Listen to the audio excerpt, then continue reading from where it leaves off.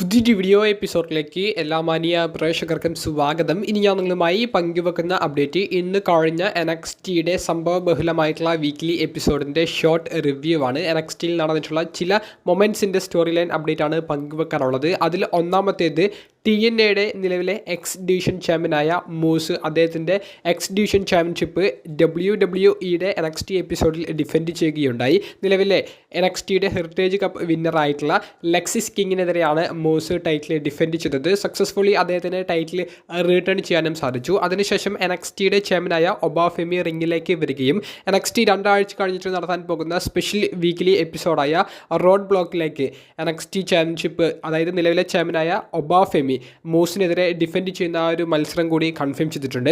അപ്പോൾ NXT championship മാത്രമാണ് അവിടെ കൺഫേം ചെയ്യുന്നത്. TNAയുടെ എക്സ് ഡിവിഷൻ ചാമ്പ്യൻഷിപ്പ് കൺഫേം ചെയ്യുന്നില്ല. അത്തരത്തിലുള്ള ഒരു കിടിലൻ മൊമെൻറ്റ്, ഒരു അനൗൺസ്മെൻറ്റ് നമുക്ക് ഇന്നത്തെ NXT വീക്ക്ലി എപ്പിസോഡിലൂടെ കേൾക്കാൻ സാധിച്ചു. രണ്ടാമത്തെ അപ്ഡേറ്റ് നിലവിലെ NXTയുടെ വുമൻസ് ചാമ്പ്യനായ ജൂലിയ എന്ന് പറയുന്ന ചാമ്പ്യനും NXTയുടെ വുമൻസ് ഡിവിഷൻ്റെ നോർത്ത് അമേരിക്കൻ ചാമ്പ്യനായ സ്റ്റെഫനി വേക്കറും തമ്മിലുള്ള ഒരു ടൈറ്റിൽ വേഴ്സസ് ടൈറ്റിൽ മത്സരം കൂടി NXTയുടെ റോഡ് ബ്ലോക്ക് എന്ന് പറയുന്ന സ്പെഷ്യൽ വീക്ക്ലി എപ്പിസോഡിലേക്ക് കൺഫേം ചെയ്തിട്ടുണ്ട്. അപ്പോൾ ജൂലിയയും സ്റ്റെഫനി വേക്കറും ഒരേ സമയത്താണ് NXTയുമായിട്ടുള്ള ഒരു കോൺട്രാക്റ്റ് സൈൻ ചെയ്തുകൊണ്ട് കമ്പനിയിലേക്ക് വരുന്നത്. ഇരുവരും ഓൺ സ്ക്രീനിലും ഓഫ് സ്ക്രീനിലും അടുത്ത സുഹൃത്തുക്കളാണ്. അവരുടെ സ്റ്റോറിയും അങ്ങനെയാണ് പറഞ്ഞു പോയിട്ടുള്ളത്. രണ്ടുപേരും വുമൻസ് ഡിവിഷനിലെ വ്യത്യസ്ത ചാമ്പ്യൻഷിപ്പുകൾ നിലവിൽ കൈവശം വെച്ചിട്ടുണ്ട്. അപ്പോൾ ഇരുവർ തമ്മിലുള്ള ഒരു title versus title, champion versus champion മത്സരമാണ് റോഡ് ബ്ലോക്കിലേക്ക് കൺഫേം ചെയ്തിട്ടുള്ളത്. മത്സരം അതിഗംഭീരമായിരിക്കാൻ സാധ്യത കൂടുതലാണ്. എന്താണ് ഈ ഒരു മത്സരത്തിൻ്റെ അവസാന ഭാഗങ്ങളിൽ അവർ ചെയ്യാൻ പോകുന്നത് എന്നുള്ളതാണ് വലിയൊരു ക്യൂരിയോസിറ്റി ആയിട്ടുള്ളത്. എന്തായാലും റോഡ് ബ്ലോക്ക് കിടിലമായിട്ടുള്ള ഒരു സ്പെഷ്യൽ വീക്ക്ലി എപ്പിസോഡ് ആയിരിക്കും എന്നുള്ളതിൽ യാതൊരുവിധ സംശയവുമില്ല. ഏറ്റവും അവസാനമായി പങ്കുവെക്കാനുള്ളത് ലെജൻഡറി ടാഗ് ടീമായ ഹാർഡി ബോയ്സിൻ്റെ WWEയിലേക്കുള്ള തിരിച്ചുവരവ് നമുക്ക് ഇന്നത്തെ NXT എപ്പിസോഡിലൂടെ കാണാൻ സാധിച്ചു. ജസ്റ്റ് വരവ് മാത്രമല്ല, NXTയിലെ തന്നെ നോ ക്വാർട്ടർ ക്യാച്ച് ക്രൂ എന്ന് പറയുന്ന ടീമിനെതിരെ ഇവർ ഒരു ടാഗ് ടീം മത്സരം കളിച്ചു. മത്സരത്തിൽ വിജയിക്കുന്നതുമാണ് നമുക്ക് കാണാൻ സാധിച്ചത്.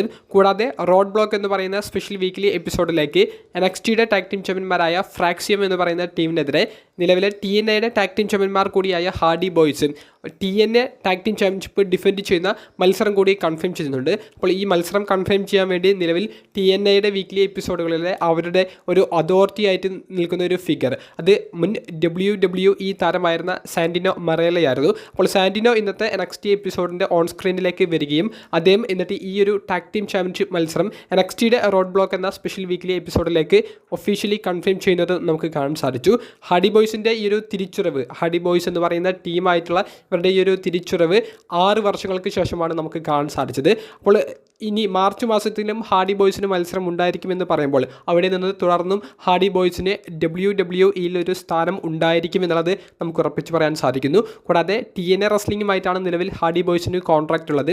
TNA റെസ്ലിംഗും NXTയും തമ്മിലുള്ള ഒരു പാർട്ണർഷിപ്പിൻ്റെ ഭാഗമായിട്ടാണ് ഹാർഡി ബോയ്സ് TNA ചാമ്പ്യൻഷിപ്പൊക്കെ ഇവിടെ വന്നിട്ട് ഡിഫെൻഡ് ചെയ്യാൻ സമ്മതിക്കുന്നത്. എന്തായാലും TNA റെസ്ലിംഗുമായിട്ടുള്ള ഒരു പാർട്ണർഷിപ്പിൻ്റെ ഭാഗമായിട്ട് മെയിൻ റോസ്റ്ററിലും ഹാർഡി ബോയ്സിനെ നമുക്ക് കാണാൻ സാധിക്കുമെന്നുള്ളൊരു റൂമറും നിലവിൽ നമുക്ക് ലഭിക്കുന്നുണ്ട്. അത്തരത്തിലുള്ള ക്രിയേറ്റീവായിട്ടുള്ള പ്ലാനുകളും ഇപ്പോൾ തുടക്കം കുറിക്കുന്നു എന്നുള്ളതും അറിയാൻ സാധിക്കുന്നു.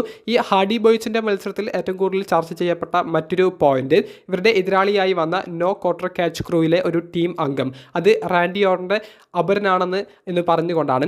മൈൽസ് ബോട്ട് എന്ന് പറയുന്ന ഒരു റെസ്ലറാണ് നോ ക്വാർട്ടർ ക്യാച്ച് ക്രൂയിൽ റാൻഡി ഓർട്ടൻ്റെ അപരനായിട്ട്.